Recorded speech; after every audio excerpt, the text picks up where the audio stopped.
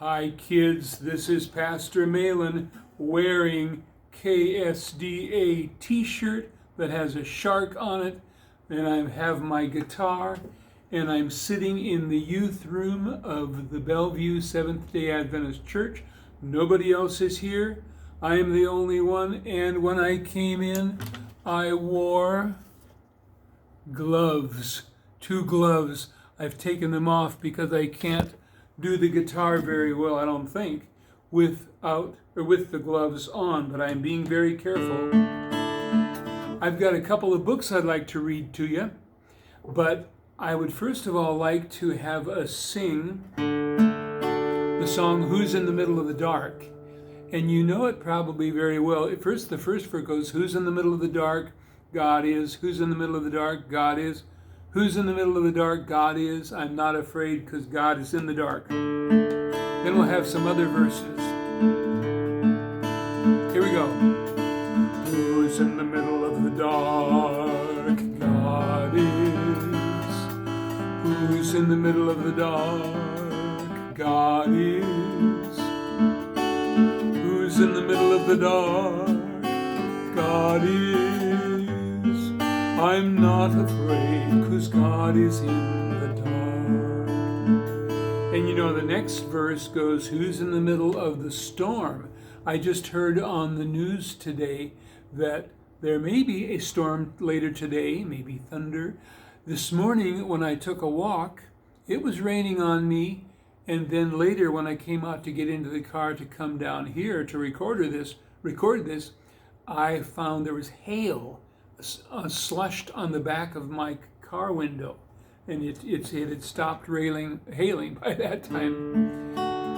But so let's sing Who's in the Middle of the Storm? God is.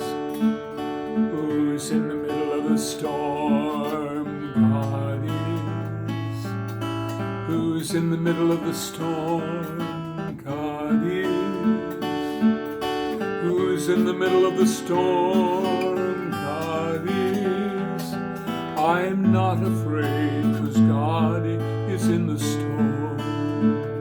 Now, here's another verse to sing. I just made this verse up. It's who's in the middle of the virus? God is. Here we go. Who's in the middle of the virus? God is. Who's in the middle of the virus? God is. Who's in the middle of the virus? God is. I'm not afraid, 'cause God is in the middle of the virus. Now here's the last verse. Who's in the middle of my heart? Who's in the middle of my heart? God is. Who's in the middle of my heart? God is. Who's in the middle of my heart? God is. I'm not afraid, 'cause God is in my heart. I'm not afraid, 'cause God is in my heart. Okay, gonna take off my finger picks, put them in my little finger pick container. And I'm gonna take, whoa, I just about fell off the chair I was sitting on. Whoa, and look at this. My guitar picks all fell on the floor. Well, let's pick them up. When you drop something on the floor, you should pick it up. Okay, I'm gonna try this again, this time with more grace and efficiency, and put the guitar picks in the canister, and the lid on the canister on this little table here. And then I will put the guitar away, and then I will show you 2 books. To do that, I need to get my glasses on, which I will do, and I'll make sure that I get close enough to the camera or get the camera close enough to me so that you can see the books. I'll hold them up to the camera and see how far I need. This is the same bag that I carry the books in every Tuesday to school, and so I brought it with me now. Okay, this first book, let's see how it looks on the screen, and if I need to, I will move closer. Okay, because you want to see the play of expression on the various faces in the story, and I'm going to hold them so they don't shine into your eyes. See there? They're shining into your eyes. Now, here we are. Ooh, better hold them over here. This is an Elephant and Piggy book by Mo Willems, and this is called I Love My New Toy. And I'm still getting reflection off the window. I'll come closer. Not knock the phone over. I did knock the phone over. So my resolution not to knock the phone over has been made ineffective. Okay, here we are. You may not see my face. You may only see my neck, but you will see this book. I love my new toy. I'm going to get over on this side because that's the side I usually open the books up on. I love my new toy. Piggy is holding what looks like, I don't know what it is. I do not know what it is. Gerald there is looking on with interest. And she says, I love my new toy. She unfortunately has a library sticker in front of her face, partially, but she loves her new toy. Open up on the inside, white paper. Oh, more white paper. They must have thought, let's put some more white paper in. Now notice, this is a close-up of the toy that Piggy loves so much. We do not know why she loves the toy, but you know how sometimes it is. You have toys that you love. In fact, yesterday, I saw my next door neighbor had a dog, and he was holding on to something that looked like an old eggplant, but as it turned out, it was a hedgehog, a toy hedgehog. Not a real hedgehog, fortunately. It was a toy hedgehog, but this dog loved that toy hedgehog. And so I don't know why he loved the toy hedgehog, but he did. Anyway, whatever this toy is, Piggy loves it with a great deal of love. Again, she says to us, I love my new toy. There she is playing with it. Okay, turn the page. Gerald shows up. Hi, Piggy. What are you doing? She's hugging her toy at this point. She has been overcome with affection for her toy. I love my new toy, she says to him. He jumps back in amazement. I love my... Oh no, here she says, look at my new toy. I love my new toy. And she is delighted. He's puzzled, as you can see quite clearly by the expression on his face. Gerald's a very practical elephant. What does it do? I have no idea, she says. Maybe it is a throwing toy, he said. I love throwing toys. Look at the expression on his face. I love throwing toys. Bong, she said. I don't know what to do now. She said, here, try it.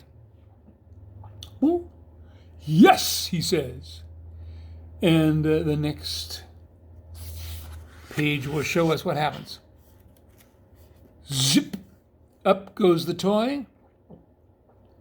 They look up, waiting for the toy. Nice throw, she says. Thanks, Gerald says. And they're still waiting for the toy. Now we have to turn the book this way. Here it comes. Zoom. When it went up, it went zip. But when it came down, it went zoom. Notice it says down here at the corner of the book, turn. So this is for somebody reading it to remind them to turn. Here it comes. And then the turner, whoever is reading the book, has got to remember which direction you are going in the book. And I think we are going in this direction. Okay, look. Break, break, Bong! And the toy snaps apart. Break! He's shocked. She's horrified, as well as shocked. He's sad.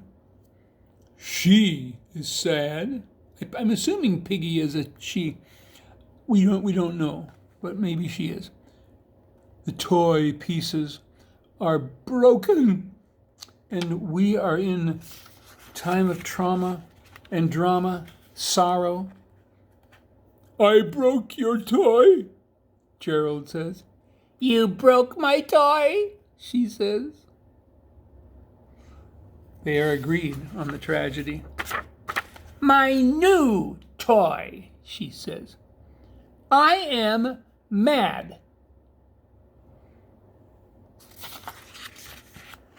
I am mad.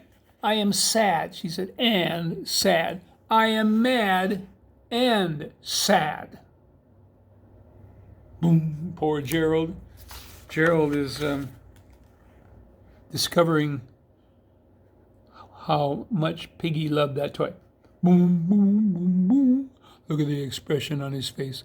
He's sad. He's mad. He's sad. She's steaming, boiling, burning mad. I am sorry, he says. You are sorry? Boom. Very, very sorry. She, as you can see, is not calmed down yet. I do not care. My new toy is broken. And sure enough, there it lies, broken in tatters on the bottom of the book. And you broke it. What a tragedy we have. There's still more in the book, though, so maybe this will get resolved.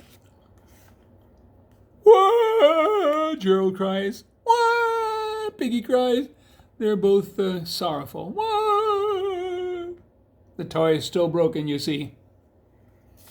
Maybe one of these crises that cannot be repaired. Wah! Wah! Wah! Wah! They're still crying on the next page. This page. And along comes a small, possibly a squirrel. Cool, he said. Cool. So he's looking at the toy and saying, it's broken, but he says, cool. Boom, boom, boom, boom, boom. They're not sure what he means by that. They can't see any cool about it. You have, he said, a break and snap toy. Bonk. So,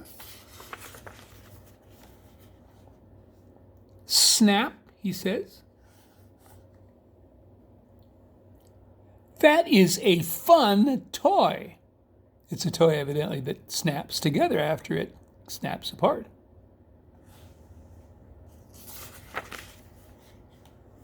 Enjoy, says the squirrel, or it looks like it is a squirrel. Enjoy, says the squirrel. Boom, boom, boom, boom, boom. Piggy looks in puzzlement and dawning comprehension at her toy. Break, snap. Break, snap. Now notice her cheeks are getting red. She's kind of embarrassed, it looks like, and Gerald is looking at her, hoping that she's feeling better.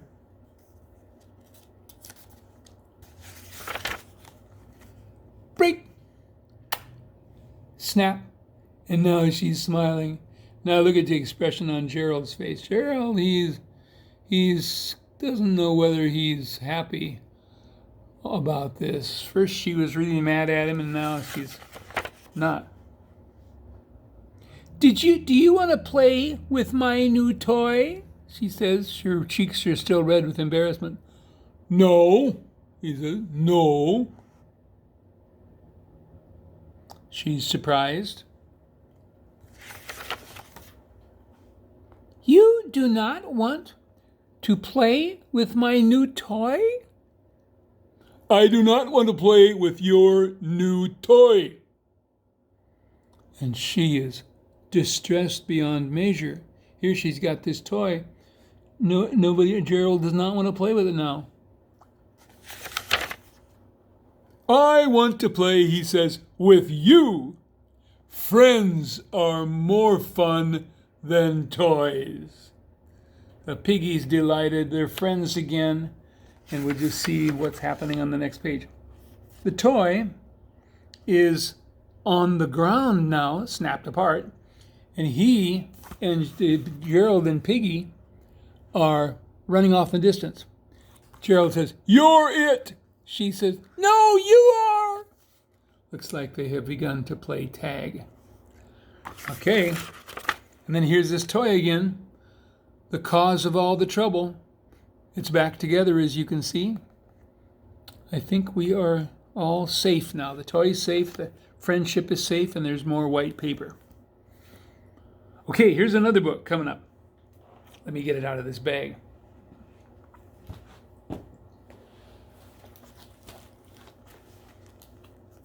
Bum ba bum bum bum. Bum ba bum bum bum. Ah, ha, ha, ha. I love the artwork in this book. Let me just make sure. The book, the phone, and the book are... Well, it looks like I don't know what I'm doing. I've dropped the phone again. See, here's what I have the book on. It's a book stand. And here's what I have the book stand on. A music stand.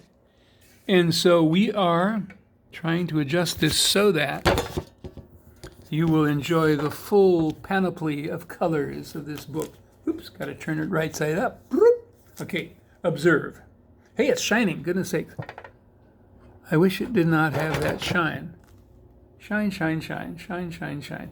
Maybe I'll aim it this direction. Or maybe I'll try to hold it right. Shine, shine, shine. It's fluorescent lights in the ceiling. All right, let's do it like this.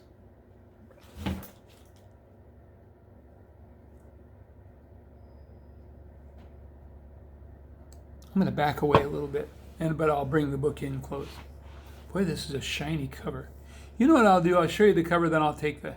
Of course, I won't be showing you the cover all the way through. There's not shiny covers all the way through the book. But here's the book. By Debbie Maycomber and Mary Lou Carney, illustrated by pictures by Vincent Nguyen. It's called The Truly Terrible, Horrible Sweater That Grandma Knit. The truly terrible, horrible sweater that Grandma knit. What's on the back? Oh, that must be Grandma. Grandma and the boy, whoever the boy is, I don't know. We may find his name. I don't remember if the story tells his name. Okay, what I'm going to do now, take off the cover, or the paper cover. Same picture, though, not shining quite as brightly. The truly terrible, horrible sweater that Grandma knit. Looks like kind of a nice sweater, but he has his reasons for not liking the sweater. Green paper. See that? Green paper. Here we have, here's another title page. Oh, hey, look. The Truly Terrible, Horrible Sweater That Grandma Made, signed really by Debbie Maycomber. She's a very famous author. She writes Christian stories, but she's very famous. She not only writes Christian stories, but other stories. You see her in the bookstore all the time. But with her hand, with a marker, she signed this.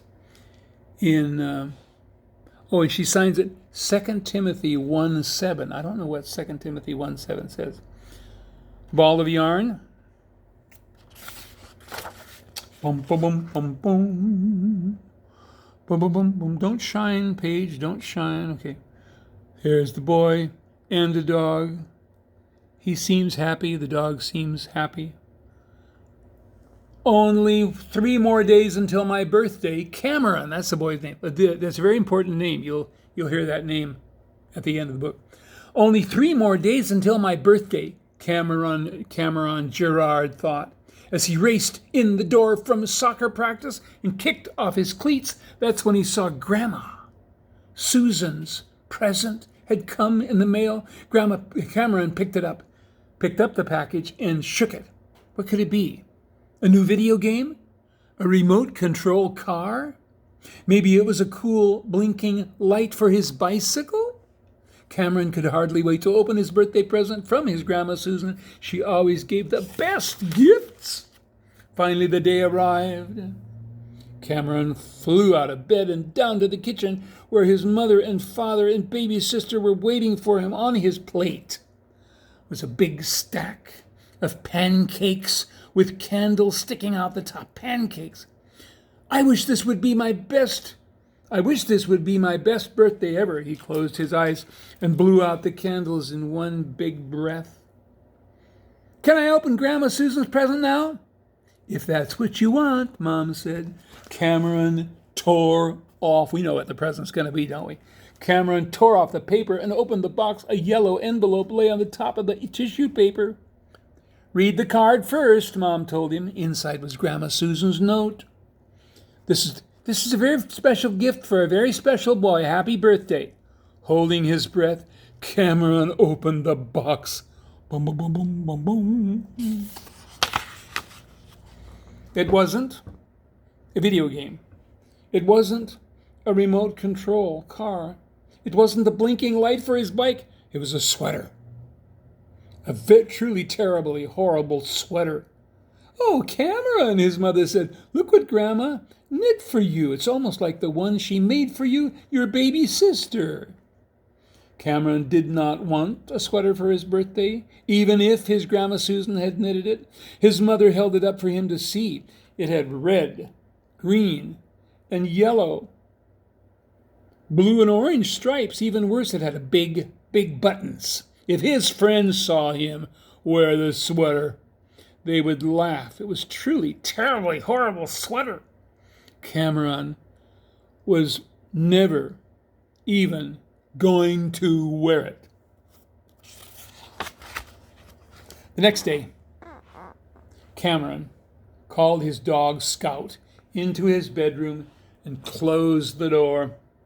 Carefully, he slipped Scout's front legs into the sleeves of his birthday sweater and buttoned the rest around Scout's middle. It had rained all night, and Scout loved rolling in the puddles. I'll never have to wear his sweater now, Cameron whispered to his dog. On Cameron's way out the door, his dad stopped him. Whoa, Cameron, he said. Isn't that your new sweater? It's to keep you warm, not Scout. Besides, the backyard is a muddy mess. Slowly, Cameron took the sweater off Scout. Boom, boom, boom, boom, boom. That was close, wasn't it? Close call.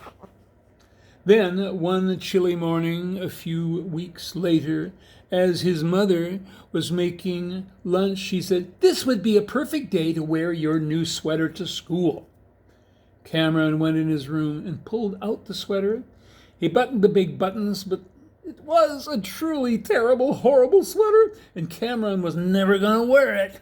So before he even reached the bus stop, Cameron stuffed his birthday gift into his backpack so none of his friends would see it. Boom, boom, boom, boom. Boom, boom, boom, boom. Scout's trying to get a hold of the sweater. See that? He's grabbing it. Don't want to skip a page in this dramatic story. Oh, here we are, kids playing on a playground, evidently. This is back home. Just before Thanksgiving, Cameron had another chance to get rid of his sweater. I'm running some things down to the church for the rummage sale, Mom called to him. Cameron, is there anything you want to donate? Cameron had an idea. Yes, he shouted back. He grabbed the sweater, bolted down the stairs, and raced out to the car. Here, Mom, he said, and tossed his bundle into the trunk. His mom pulled out of the driveway, and Cameron smiled. That birthday sweater was gone for good. Ha, ha, ha, ha, he said. Ha, ha, ha, ha. But when Mother came home, she was carrying the sweater. Look what I found in with the rummage sale stuff. Thank goodness I saw it in time. Dragging his feet, Cameron carried the sweater to his room. He buried it in the bottom of his closet, next to his bike helmet. was a truly, terribly, horrible sweater, and Cameron was never even going to wear it. Scout's got a sock this time. He says, I don't like the sweater as much as I like a sock. So I will work on the sock for it. And there's his sister under there. She's hiding under something. Cameron knew his mom would find the sweater eventually, so he came up with another idea. One night when everyone was asleep, he sneaked down to the kitchen, carrying the sweater. He spread it out carefully and opened the refrigerator. Take this sweater. He squirted rivers of red ketchup and then added globs of goopy mustard. Finally, he scooped on piles of slimy mayonnaise. Then he tossed the sweater into the laundry basket. The next morning, as his mother was leaving for the grocery store, he heard a shriek. Cameron! His mother yelled, What happened to your sweater? Oh, Cameron said, trying not to smile. I got hungry last night and made myself a snack. Your special sweater is a mess, his mother told him. Sorry, Mom, Cameron said. And he was sorry he didn't like the sweater, sorry that Grandma Susan had gone to so much trouble to knit him such a truly, terribly, horrible birthday gift. That night, at dinner, the sweater was folded and lying on his chair. Every single stain came off, Mom said happily. Grandma Susan would have been heartbroken if anything happened to this sweater. Baby Mia giggled and smashed peas into her hair. Cameron hadn't thought about that. He didn't want to make Grandma sad. Still, it was a truly terrible, horrible sweater, and Cameron was never, ever going to wear it. Let's focus in on Cameron here. See, is that the sweater? No, that's not. This is the sweater.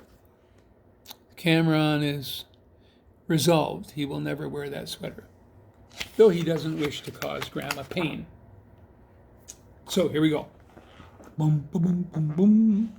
Too much shine on the page here. In December, now it's several months away, couple months away, 1 month away.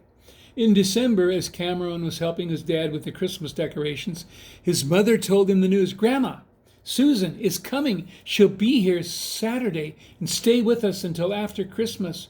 We're all going to the train station to pick her up. Mom looked directly at him. And Cameron, she will want to see you wearing your sweater. Boom, boom, boom, boom, boom, boom. Boom, boom, boom, boom, boom, boom.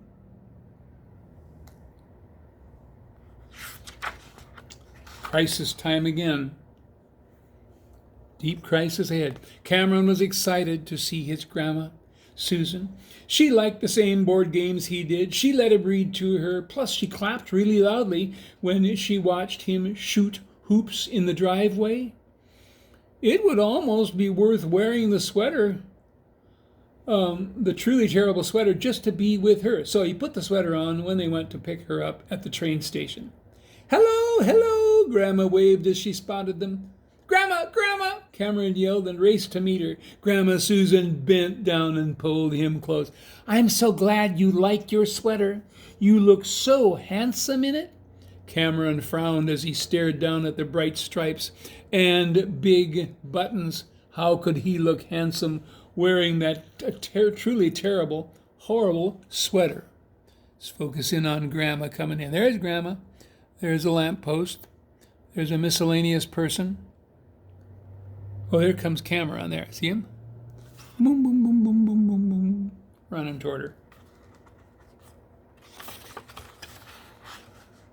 The next morning, Grandma came into Cameron's room.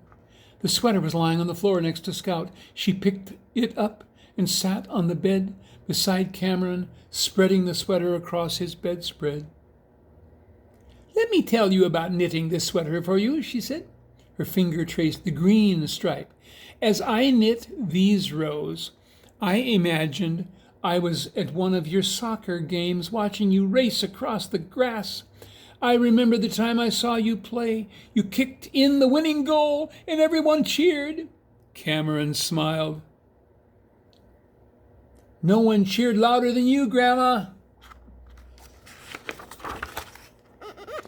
And look at the blue ripple here. I chose that color because it's the same as your bicycle. Remember last summer when your dad took off the training wheels? You were scared, but you pedaled all by yourself down the street for half a block. Then you phoned to tell me all about it. Blue reminded me that you are going to go far in life. Here's Grandma. Let's get a look at Grandma there. Here. Cameron looked up at his grandmother. Can you guess why I used the orange yarn? Grandma Susan asked. Cameron laughed. He knew why. 'Cause I love oranges so much. His grandma nodded. I have never seen a little boy who ate more oranges than you.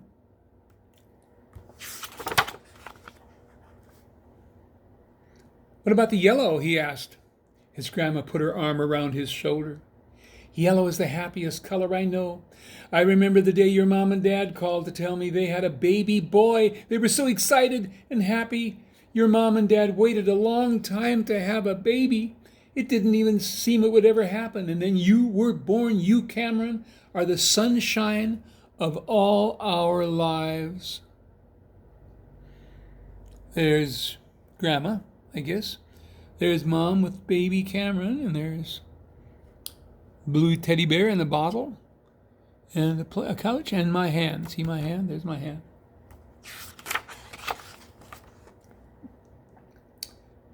Red, of course, is the color of hearts, Grandma said, and you are always close to my heart, even when we're far apart.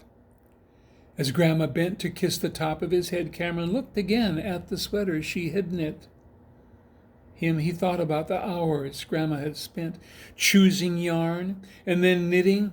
This birthday present was one of a kind, special, just like his grandma. There's the ball of yarn she was working with, we hope, we assume. And there they are. Suddenly, the sweater didn't look truly terrible or horrible anymore. It looked good. It looked like something Cameron would be proud to wear for a very long time. So somebody is there at the goal place there, and he is getting ready to kick the ball. So he's got that sweater on. Now, let me show you something interesting. There's a section on how to knit. I won't go over that because I can't understand it, but watch this. Trying to turn the page in my excitement. Now remember this, this is a page that has materials. You can get different materials.